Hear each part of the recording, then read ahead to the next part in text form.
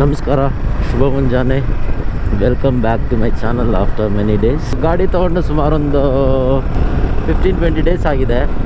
ಈಗ ನೀವು ಓಡೋ ನೋಡ್ಬೋದು. ಓಡೋ ನೋಡಿದ್ರೆ ಎಲ್ಲಿದೆ ಓಡೋ? ಇಲ್ಲಿದೆ ನೋಡಿ. ಓಡೋ ಅಲ್ಲಿ 191 ಕಿಲೋಮೀಟರ್ಸ್ ಆಗಿದೆ. ನಾನು ಈ ವಿಡಿಯೋ ಮಾಡ್ತಾ ಇರೋ ಮೇನ್ ಉದ್ದೇಶ ಏನಂದರೆ, ಕೆಲವೊಬ್ಬರಿಗೆ ಹೊಸ ಬೈಕ್ ತೊಗೊಂಡಾಗ ಬ್ರೇಕಿನ್ ಯಾವ ಥರ ಮಾಡಬೇಕು ಅಂತ ಅಷ್ಟೊಂದು ಐಡಿಯಾ ಇರೋಲ್ಲ. ಬ್ರೇಕಿನ್ ಪೀರಿಯಡ್ ಅಂದರೆ ಏನಂದರೆ, ನೀವು ಬೈಕ್ ಹೊಸ್ದಾಗಿ ತೊಗೊಂಡಾಗ ಇಂಜಿನ್ ಹೊಸ್ದಾಗಿರುತ್ತೆ. ಆಗ ಒಂದು 0 to 500 ಕಿಲೋಮೀಟರ್ಸ್ ಇಲ್ಲ 1000 ಕಿಲೋಮೀಟರ್ಸ್ವರೆಗೂ ಹೇಗೆ ರೈಡ್ ಮಾಡಿದ್ರೆ ಇಂಜಿನ್ ಹೆಲ್ತ್ ಚೆನ್ನಾಗಿರುತ್ತೆ ಅಂತ. ಸೊ ಆ ಪೀರಿಯಡ್ನ ಬ್ರೇಕಿನ್ ಪೀರಿಯಡ್ ಅಂತ ಹೇಳ್ತಾರೆ. ಆಗಲೇ ಹೇಳ್ದಂಗೆ ಈಗಾಗಲೇ ಓಡೋ ಅಲ್ಲಿ 190 ಕಿಲೋಮೀಟರ್ಸ್ ಆಗಿದೆ. ನಾನು ಇನಿಷಿಯಲಿ ತೊಗೊಂಡಿದ್ದ ತಕ್ಷಣ ನಾನು ಫಾಲೋ ಮಾಡಿದ್ದೇನೆಂದರೆ, ತೊಗೊಂಡು ಮನೆಗೆ ಬಂದಾಗ ಒಂದು 10 ಕಿಲೋಮೀಟರ್ಸ್ ಆಗಿತ್ತು. 10 ಕಿಲೋಮೀಟರ್ಸ್ ಆದಾಗ ನಾನು ಇನ್ಸ್ಟೆಂಟ್ ತೊಗೊಂಡು ಬಂದಿದ್ದು ನೈಸ್ ರೋಡ್ಗೆ. ನೈಸ್ ರೋಡಲ್ಲಿ ಸುಮಾರು 40 ಕಿಲೋಮೀಟ್ರು. ಇವರು ಸಜೆಸ್ಟ್ ಮಾಡಿರೋದು ಬಂದುಬಿಟ್ಟು 3000 to 4000 RPM ಅಲ್ಲಿ ಟಿಲ್ 500 ಕಿಲೋಮೀಟರ್ಸ್ ಆಗೋವರೆಗೂ ಅಷ್ಟು RPM ಅಲ್ಲೇ ಮೇಂಟೈನ್ ಮಾಡಬೇಕು. ಸೊ ನಾವು 4000 RPM ಅಲ್ಲಿ ಸುಮಾರು ಒಂದು 80 km/h ಅಲ್ಲಿ ರೈಡ್ ಮಾಡ್ಬೋದು. ಸೊ ನಾನು ಮಾಡಿದ್ದೇನೆಂದರೆ 10 ಕಿಲೋಮೀಟರ್ಸ್ ಟು 50 ಕಿಲೋಮೀಟರ್ಸು ಒಂದು 3000 RPM ಟು 4000 ಮೇಂಟೈನ್ ಮಾಡಿಕೊಂಡು ಕಂಟಿನ್ಯೂಸ್ ಆಗಿ ನೈಸ್ ರೋಡಲ್ಲಿ ರೈಡ್ ಮಾಡಿದೆ ಒಂದು 25 ಕಿಲೋಮೀಟರ್ಸ್. ಸೊ ರೌಂಡ್ ಟ್ರಿಪ್ ಒಂದು 40 ಕಿಲೋಮೀಟರ್ಸ್ ಆಗಂಗೆ. ಸೊ ಅವಾಗ ಒಂದು ಸ್ವಲ್ಪ ಇಂಜಿನ್ ಒಂದು 20 ಮಿನಿಟ್ಸ್ ರೈಡ್ ಮಾಡಿ ಸ್ವಲ್ಪ ಕೂಲ್ ಮಾಡಿ ಆ ಥರ ನಾನು ಮಾಡಿದ್ದು. ಸೊ ಇನಿಷಿಯಲ್ ಫಸ್ಟ್ 50 ಕಿಲೋಮೀಟರ್ಸ್ ಏನಿದೆ ಸ್ಟ್ರೈಟ್ ಅವೇ ರೋಡಲ್ಲಿ ವಿತ್ RPMಸ್ನ ವೇರಿ ಮಾಡಿಕೊಂಡು, ಅಂದರೆ 2000 to 3000, 3000 to 4000 RPM ಅಲ್ಲೇ ಮೇಂಟೈನ್ ಮಾಡಿಕೊಂಡು ಅದನ್ನೊಂದು ಸ್ವಲ್ಪ ವೇರಿ ಮಾಡ್ಕೊಂಡು ರೈಡ್ ಮಾಡಿದೆ ನೈಸಲ್ಲಿ. ಅದಾದಮೇಲೆ ಏನಾಯಿತು, ನೆಕ್ಸ್ಟ್ 50 ಕಿಲೋಮೀಟರ್ಸ್ ನಾನು ಸಿಟಿಯಲ್ಲಿ ರೈಡ್ ಮಾಡಿದೆ. ಸಿಟಿಯಲ್ಲಿ ಏನಾಗುತ್ತೆ, ಸಡನ್ನಾಗಿ ನಿಮಗೆ 5000 RPM ಹೋಗುತ್ತೆ, ತಿರ್ಗಿ 2000 RPM ಅಲ್ಲಿ ಆ್ಯಂಡ್ 1000 to 2000 RPM ಅಲ್ಲೇ ಈ ಸಿಟಿ ಸಿಗ್ನಲ್ಸಲ್ಲಿ ಮೂವ್ ಆಗುತ್ತೆ. ಆವಾಗ ಇಂಜಿನ್ ಹೆವಿ ಹೀಟ್ ಆಗ್ತಾಯಿತ್ತು. ಆ್ಯಂಡ್ ಅದೂ ಒಂಥರ ಒಳ್ಳೆಯದೇ ಬ್ರೇಕಿನ್ ಪೀರಿಯಡಲ್ಲಿ. ಆ್ಯಂಡ್ ನಿಮಗೆ ಇನ್ನು ಸ್ವಲ್ಪ ಹೊತ್ತಾದಮೇಲೆ ಹೇಳ್ತೀನಿ ಇಂಜಿನ್ ಯಾವ ಥರ ಫಂಕ್ಷನ್ ಆಗುತ್ತೆ ಬ್ರೇಕಿನ್ ಪೀರಿಯಡಲ್ಲಿ, ಆ್ಯಂಡ್ ಇಂಜಿನ್ ಆಯಿಲ್ ಏನಿರುತ್ತೆ, ಆ್ಯಂಡ್ ಅದು ಯಾವ ಥರ ಫಂಕ್ಷನ್ ಆಗುತ್ತೆ ಅನ್ನೋದು ಸಹ ಹೇಳ್ತೀನಿ. ಸೊ ಈಗ ನಾನು ಹೋಗ್ತಿರೋದು ಬಂದು ಊರಿಗೆ ಹೊರಟಿದ್ದೀನಿ, ಪಾವಗಡಕ್ಕೆ. ಒಂದು 150 ಕಿಲೋಮೀಟ್ರು. ಸೊ ರೌಂಡ್ ಟ್ರಿಪ್ಪು ಒಂದು 300 ಕಿಲೋಮೀಟರ್ಸ್ ಆಗುತ್ತೆ. ಸೊ ನನಗೆ ಫಸ್ಟ್ ಸರ್ವಿಸ್ಗೆ ಕರೆಕ್ಟಾಗಿ ಆಗುತ್ತೆ ಅಂತ ಹೇಳ್ಬಿಟ್ಟು ಊರಿಗೆ ತೊಗೊಂಡು ಹೋಗ್ತಾ ಇದ್ದೀನಿ. ಸ್ವಲ್ಪ ಕೆಲಸ ಇತ್ತು ಅಂತ. ಸೊ ಹೋಗಿ ಬರೋ ಅಷ್ಟೊತ್ತಿಗೆ ಒಂದು 300 ಆಗೋದ್ರಿಂದ ಒಳ್ಳೆ ಬ್ರೇಕಿನ್ನೂ ಆಗುತ್ತೆ, ಪ್ಲಸ್ ಒಂದು ಸರ್ವಿಸ್ಗೂ ಆಗುತ್ತೆ ಅಂದ್ಕೊಂಡೆ.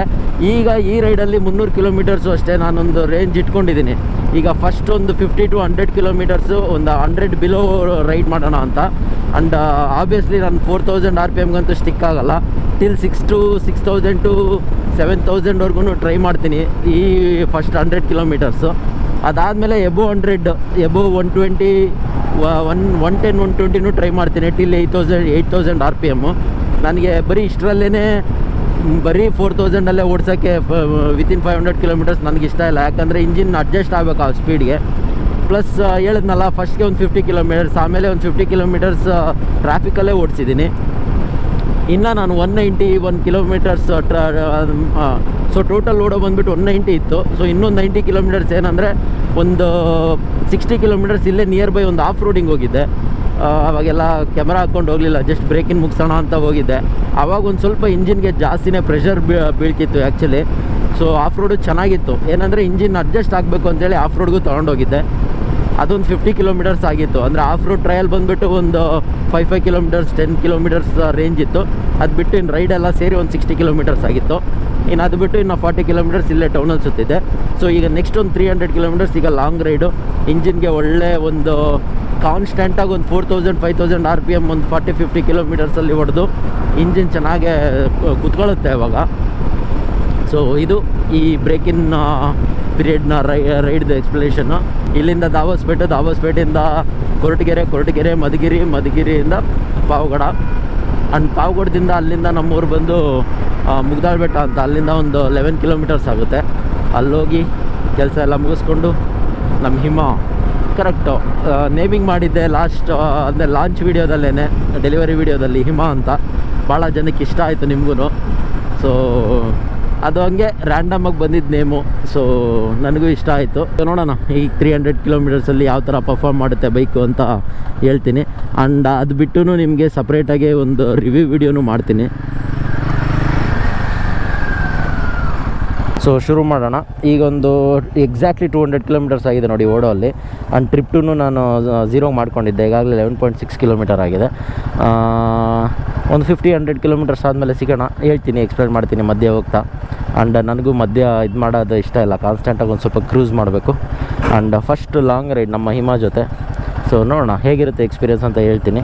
ಈಗ 200 to 250 ಕಿಲೋಮೀಟರ್ಸ್ ಒಂದು 4000 to 5000 RPM ಇಡ್ತೀನಿ. ಬಿಲೋ 100 km/h ಹೋಗುತ್ತೆ. ಈ ವಿಂಡ್ಶೀಲ್ಡ್ ಚಿಕ್ಕದಿರೋದ್ರಿಂದ ವಿಂಡ್ ಬ್ಲಾಸ್ಟ್ ಜಾಸ್ತಿ ಆಗುತ್ತೆ. ಸೊ ಹೆಲ್ಮೆಟಲ್ಲಿ ಜಾಸ್ತಿನೇ ಸೌಂಡ್ ಕೇಳ್ಬೋದು. ಫ್ಯೂಚರಲ್ಲಿ ಅಪ್ಗ್ರೇಡ್ ಮಾಡಿದಾಗ ಪೀಸಾಗಿರುತ್ತೆ, ಯೋಚನೆ ಮಾಡಬೇಡಿ. I am just loving it guys, I am just loving it. Beautiful machine.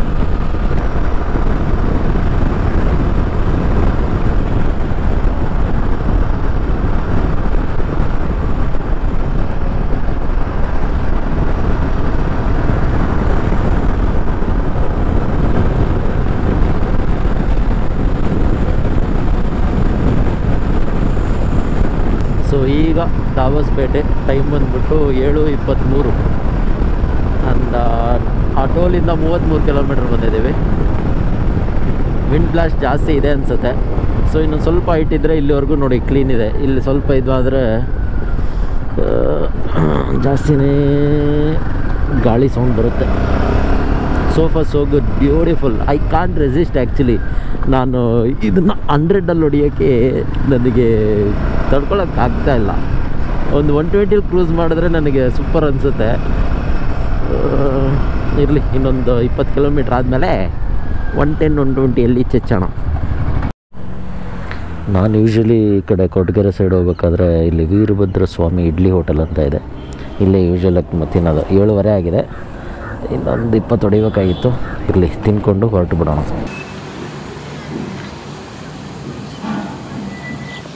So ಇಲ್ಲಿ ಯೂಶ್ವಲಾಗಿ 8:39 ಆದರೆ ಈಗ ಕ್ರೌಡ್ ಇರುತ್ತೆ. ಬೆಳಗ್ಗೆ 7:30 ಆದ್ದರಿಂದ ಕ್ರೌಡ್ ಇಲ್ಲ. ಸೊ ನಾನು ಇಂಜಿನ್ ಬ್ರೇಕಿಂಗ್ ಬಗ್ಗೆ ಹೇಳ್ತಾ ಇದ್ನಲ್ಲ, ಈಗಿನ್ನ ಆ್ಯಕ್ಚುಲಿ ಒಂದು 30-35 ಕಿಲೋಮೀಟರ್ಸ್ ಮಾತ್ರ ಆಗಿದೆ. ಮುಂದೆ ಹೋಗಿ ಇನ್ನೊಂದು 20 ಕಿಲೋಮೀಟರ್ಸ್ ಕವರ್ ಮಾಡಿ ಆಮೇಲೆ ಬ್ರೇಕ್ ತೊಗೊಂಡು ಎಕ್ಸ್ಪ್ಲೇನ್ ಮಾಡ್ತೇನೆ. ಏನು ಗುರು ಬ್ರೇಕಿನ್ ವೀಡಿಯೋ ಅಂತ ಹೇಳ್ಬಿಟ್ಟು ಟಿಫನ್ ಮಾಡೋದೆಲ್ಲ ತೋರಿಸ್ತಾ ಇದೆಯಾ ಅನ್ಕೋಬೇಡಿ. ಬೆಳಗ್ಗೆ ನಮ್ಮ ಹೊಟ್ಟೆಗೂ ಬ್ರೇಕಿನ್ ಹಾಕಬೇಕಲ್ಲ. ಬಟ್ ಈ ರೋಡಲ್ಲಿ ಬಂದರೆ ಅಲ್ಲಿ ಟ್ರೈ ಮಾಡಿ, Veerabhadreshwara idli hotel. You will thank me later ಅನ್ನಂಗೆ ಅಂತಾರಲ್ಲ. ಒಂದು ಇಡ್ಲಿ, ಒಂದು ವಡೆ, ಹಾಫ್ ರೈಸ್, 50 ರೂಪಾಯಿ.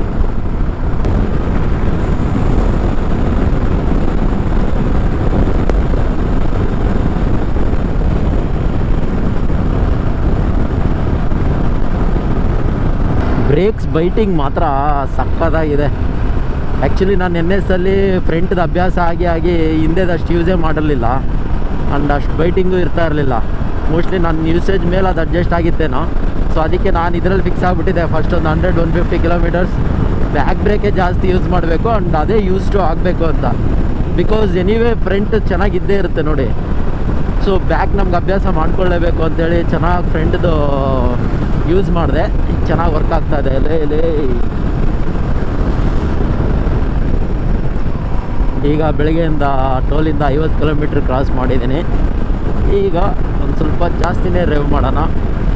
ಟಿಲ್ 6000 ಟ್ರೈ ಮಾಡೋಣ.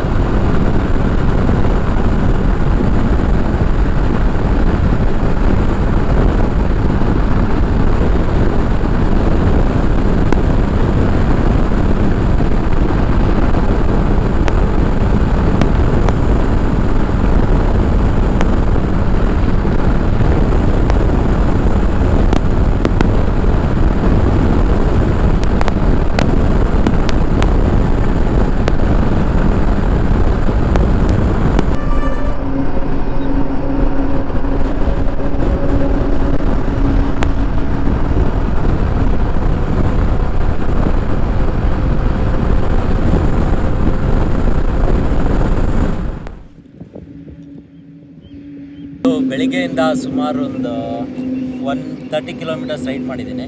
ನಾನು ಹೇಳ್ದಂಗೆ ಫಸ್ಟ್ 50 ಕಿಲೋಮೀಟರ್ಸ್ 90 to 100 ರೈಡ್ ಮಾಡಿದೆ. It was good. ಅದಾದಮೇಲೆ ಇನ್ನೊಂದು 50 ಕಿಲೋಮೀಟರ್ಸ್ ಬಂದುಬಿಟ್ಟು ಟೋಟಲ್ 80 ಕಿಲೋಮೀಟರ್ಸ್ 100 to 120 ಕಿಲೋಮೀಟರ್ಸ್ವರೆಗೂ ರೈಡ್ ಮಾಡ್ತಾ ಬಂದೆ. ಸೂಪರ್. 120 ರೇಂಜಲ್ಲಂತೂ ಕೂಲಾಗಿ ಹೋಗ್ತಾಯಿತ್ತು 6000 RPM ಅಲ್ಲಿ.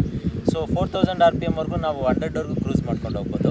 ಆ್ಯಂಡ್ 4000 ಎಬೋವ್ ಬಂದುಬಿಟ್ಟು ನಾವು ಟಿಲ್ 6120ವರೆಗೂ ಕ್ರೂಸ್ ಮಾಡ್ಬೋದು. ನಾನು ಮೇಯ್ನಾಗೆ ಇವರು ಬ್ರೇಕಿನಲ್ಲಿ ಬಂದುಬಿಟ್ಟು 3000 to 4000 RPM ಅಲ್ಲೇ ಮೇಂಟೈನ್ ಮಾಡಿ ಟಿಲ್ 500 ಅಂತ ಹೇಳ್ತಾರೆ.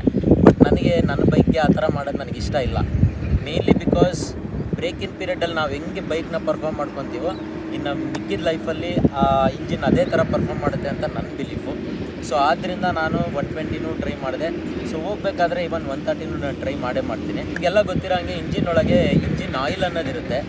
ಬಟ್ ನಮಗೆ ಸ್ಟಾಕಲ್ಲಿ ಬೈಕ್ ಕೊಟ್ಟಾಗ ನಮಗೆ ಮಿನರಲ್ ಆಯಿಲ್ ಹಾಕಿ ಕೊಟ್ಟಿರ್ತಾರೆ. ಈ ಮಿನರಲ್ ಆಯಿಲ್ಗೂ ಈ ನಾರ್ಮಲ್ ನಮಗೆ ಸಿಂಥೆಟಿಕ್ ಆಯಿಲ್ಗೂ ಡಿಫ್ರೆನ್ಸ್ ಏನಂದರೆ ಈ ಎರಡರಲ್ಲೂ ಇದೇನಂತಾರೆ ಈ ಟ್ರ್ಯಾಕ್ಷನ್ ಅನ್ನೋದು ಈ ಸಿಂಥೆಟಿಕ್ ಆಯಿಲಲ್ಲಿ ಕಮ್ಮಿ ಇರುತ್ತೆ. ಅದೇ ಮಿನರಲ್ ಆಯಿಲಲ್ಲಿ ಈ ಟ್ರ್ಯಾಕ್ಷನ್ ಅನ್ನೋದು ಸ್ವಲ್ಪ ಜಾಸ್ತಿನೇ ಇರುತ್ತೆ. ಸೊ ಯೂಶ್ವಲಾಗಿ ಮಿನರಲ್ ಆಯಿಲ್ ಈ ಟ್ರ್ಯಾಕ್ಷನ್ ಅಂದರೆ ನಿಮಗೆ ಸಿಂಪಲಾಗಿ ಹೇಳ್ತೀನಿ ನೋಡಿ. ಈಗ ನಾವೊಂದು ಕಾಲಲ್ಲಿ ಹಿಂಗೆ ಅಂದರೆ ನಮ್ಗೆ ಎಷ್ಟು ಒಂದು ಗ್ರಿಪ್ ಸಿಗುತ್ತೆ ಅನ್ನೋದೇ ಟ್ರ್ಯಾಕ್ಷನ್. ನಾವೊಂದು ನೆಲದಲ್ಲಿ ಈ ಥರ ಅಂದಾಗ ಒಂಥರ ಗ್ರಿಪ್ ಸಿಗುತ್ತೆ ನಮಗೆ, ಅದು ಟ್ರ್ಯಾಕ್ಷನ್ ಆಗುತ್ತೆ. ಅದೇ ನೀವು ಒಂದು ಏನಾನ ಆಯಿಲ್ ಹಾಕ್ಕೊಂಡು ಎಣ್ಣೆ ಹಾಕಿ ಹಿಂಗೆ ಅಂದರೆ ಜಾರುತ್ತೆ ನೋಡಿ, ಅದು ಲೆಸ್ ಟ್ರ್ಯಾಕ್ಷನ್ ಅಂತ ಹೇಳ್ತೀವಿ. ಸೊ ನಮಗೆ ಟ್ರ್ಯಾಕ್ಷನ್ ಚೆನ್ನಾಗಿದ್ದಾಗ ಒಂದು ಗ್ರಿಪ್ ಸಿಗುತ್ತೆ. ದೂರದಿಂದ ಹೇಳಿದೆ, ಏನೇನು ಹೇಳಿದ್ನೋ ನಿಮ್ಗೆ ಎಷ್ಟು ಅರ್ಥ ಆಯಿತೋ ಗೊತ್ತಿಲ್ಲ. ಬೇಸಿಕಾಗಿ ಸಿಂಪಲಾಗಿ ಹೇಳ್ಬೇಕಂದ್ರೆ ಬ್ರೇಕಿಂಗ್ ಪೀರಿಯಡಲ್ಲಿ ಇಂಜಿನ್ ಒಳಗಡೆ ಮಿನರಲ್ ಆಯಿಲ್ ಹಾಕ್ಕೊಟ್ಟಿರ್ತಾರೆ. ಇಂಜಿನ್ ಪಾರ್ಟ್ಸ್ ಮಧ್ಯೆ ಒಂದು ಟ್ರ್ಯಾಕ್ಷನ್ ಉಂಟಾಗಿ ಒಂದು ಸ್ವಲ್ಪ ಕ್ಲೀನಾಗಿ ಎರಡರ ಮಧ್ಯೆ ಅಂದರೆ ಏನಂತಾರೆ ಕ್ರ್ಯಾಕ್ಸ್ ಕ್ಲೀನಾಗಿ ಉಂಟಾಗಲಿ ಅಂತ. ಸೊ ಸಜೆಸ್ಟ್ ಮಾಡೋದವರು 3000-4000 RPM ಮಧ್ಯೆನೇ ಇಟ್ಕೊಳ್ಳಿ ಅಂತ ಸಜೆಸ್ಟ್ ಮಾಡ್ತಾರೆ. ಬಟ್ ಆ್ಯಸ್ ಎ ರೈಡರ್ಸ್ ನಾವು ಜಾಸ್ತಿ ವರ್ಷ ನಮ್ಮ ಬೈಕ್ನ ಬಾಳಿಕೆ ಮಾಡ್ಕೋಬೇಕು ಅಂದರೆ ಎಲ್ಲ ಥರ ಟೆರೇನಲ್ಲೂ ರೈಡ್ ಮಾಡಬೇಕಾಗುತ್ತೆ ಈ ಏನಂತಾರೆ ಬ್ರೇಕಿಂಗ್ ಪೀರಿಯಡಲ್ಲಿ. ಸೊ ಅದಕ್ಕಾಗಿ ನಾನು 100 ಕಿಲೋಮೀಟರ್ಸ್ ಸ್ವಲ್ಪ ಕಿಲೋಮೀಟರ್ಸ್ 100 ಹೊಡೆದಿದ್ದೀನಿ. ಆ್ಯಂಡ್ ಈಗ ಒಂದು 80 ಕಿಲೋಮೀಟರ್ಸ್ ಸುಮಾರು 120ವರೆಗೂ ಕ್ರೂಸ್ ಮಾಡಿದೆ. ಆ್ಯಸ್ ಐ ಸೆಟ್ 4000 RPMವರೆಗೂ ಒಂದು 100 ಕಿಲೋಮೀಟರ್ಸ್ವರೆಗೂ ರೈಡ್ ಮಾಡ್ಬೋದು. ಆ್ಯಂಡ್ 4000 to 6000 RPM ನಮಗೆ ಸುಮಾರು 120 ಕಿಲೋಮೀಟರ್ಸ್ವರೆಗೂ ನಾವು ಕ್ಲೀನಾಗಿ ರೈಡ್ ಮಾಡ್ಬೋದು ಬ್ರೇಕಿನಲ್ಲಿ. ಸೊ ಇಂಜಿನ್ನೆಲ್ಲ ಸಖತ್ತಾಗಿ ಪರ್ಫಾರ್ಮ್ ಆಗ್ತಾಯಿದೆ. ಇಂಜಿನ್ ಕ್ರೂಸ್ ಮಾಡಬೇಕಾದ್ರೆ ಎಲ್ಲೂ ವೈಬ್ರೇಷನ್ಸ್ ಬರೋಲ್ಲ. ಬಟ್ ನಾವು ಥ್ರಾಟಲ್ನ ರಿಲೀಸ್ ಮಾಡಿದಾಗ ಸ್ವಲ್ಪ ವೈಬ್ರೇಷನ್ ಫೀಲ್ ಆಗುತ್ತೆ. ಅದು ಬಿಟ್ಟರೆ ವಾಬ್ಲಿಂಗ್ ಅಂತೂ ಅಸಲೇ ಇಲ್ಲ. ನಾನು ಏನಕ್ಕೆ ಇಷ್ಟು ವೆಯ್ಟ್ ಕೊಟ್ಟಿದ್ದಾರೆ, ನಾನು ಹೇಳ್ದಂಗೆ ಒಂದು ಆಫ್ ರೋಡ್ ಟ್ರೈಲ್ಗೆ ಹಾಕ್ಕೊಂಡೋಗಿದ್ದೆ. ಭಾರಿ ಪ್ರಾಬ್ಲಮ್ ಅನ್ನಿಸ್ತು, ಏನಕ್ಕೆ ಇಷ್ಟು ವೆಯ್ಟ್ ಇದೆಯಲ್ಲಪ್ಪ ಅಂತ. ಬಟ್ ಹೈವೇಲಿ ರೈಡ್ ಮಾಡಬೇಕಾದ್ರೆ ಆ ವೆಯ್ಟ್ನ ಮಹತ್ವ ನಮಗೆ ಗೊತ್ತಾಗುತ್ತೆ. ಒಂದಿಷ್ಟು ವಾಬಲ್ ಆಗೋಲ್ಲ, ಬ್ಯೂಟಿಫುಲ್ಲಾಗಿ ಮೂವ್ ಆಗುತ್ತೆ ಗಾಡಿ. ಆ್ಯಂಡ್ ಡೌನ್ ಶಿಫ್ಟ್ ಮಾಡಿ ಎತ್ತಿದಾಗೂ ಅಷ್ಟೇ ಸೂಪರಾಗಿ ಕ್ರೂಸ್ ಆಗುತ್ತೆ. 80ಯಲ್ಲಿದ್ದಾಗ ನಾವು 4th 5th ಗೇರಲ್ಲಿ ಹಾಕ್ಕೊಂಡು ಡೌನ್ ಮಾಡಿಕೊಂಡು ಥ್ರಾಟಲ್ ಮಾಡಿದ್ದೀವಿ ಅಂದರೆ ಸೂಪರಾಗೆ ಇದಾಗ್ತಾಯಿದೆ, ಅಂದರೆ ಪವರ್ ಬರ್ತಾಯಿದೆ. So for breaking is going good. ಇನ್ನೊಂದು 30 ಕಿಲೋಮೀಟ್ರ್ ಇದೆ ಪಾವಗಡ. ಸೊ ಅದನ್ನು ಮುಗಿಸ್ಕೊಂಡು ಬರ್ತಾ ಇಕೋ ಮೂಡಲ್ಲಿ ಹೊಡಿಯೋಣ, ಪರ್ಫಾರ್ಮೆನ್ಸಲ್ಲಿ ಬೇಡ. ಸೊ ಈಗ ಪರ್ಫಾರ್ಮೆನ್ಸಲ್ಲೇ ಹೊಡಿತಾ ಇದ್ದೀನಿ, ಸೂಪರಾಗಿದೆ ಮಾತ್ರ.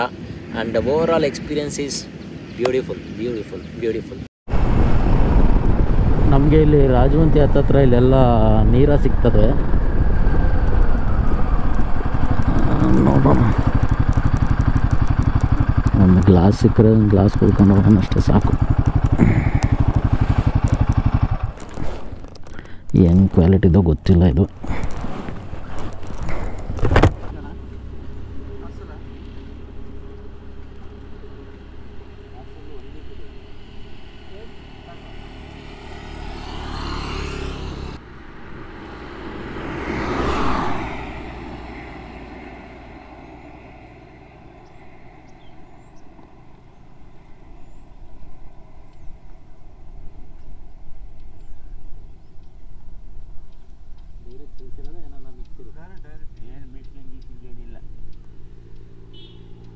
ಸೊ ಅಲ್ಲಿ ರಾಜವಂತಿಲಿ ಎಷ್ಟು ರೆಕಾರ್ಡ್ ಆಯಿತೋ ಗೊತ್ತಿಲ್ಲ ನನಗೆ. ನಾನೊಂದು ಜಗ್ಗು ಕುಡ್ಕೊಂಡೆ.